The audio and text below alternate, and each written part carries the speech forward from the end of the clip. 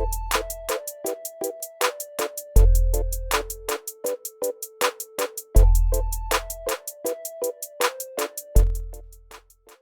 guys, welcome back to the More Medic One. Today we've got a little golf cart on the bench, and I apologize for the sound quality. I am filming on my phone and it has a bad microphone, so I understand that the sound quality is not that great, so I recommend just go ahead and turn up your volume as best you can. So what we've got a little Kawasaki engine, FE290D with a DS17 spec that's flooding out severely.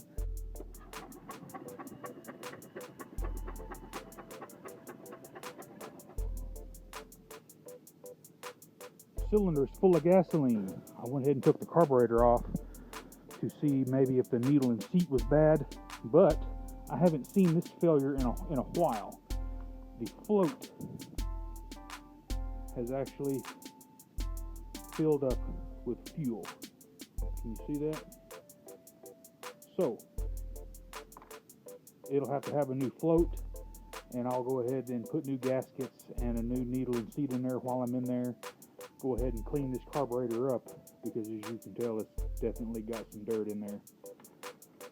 But if you have an engine, and it's not just Kawasaki, Briggs & Stratton does it, Honda's real bad about getting fuel in the float valve or the float of the carburetor. If this helps you out, give me a thumbs up. I'm not going to go back to the shop and get some parts and then get this one going. Y'all have a great day. More Medic One.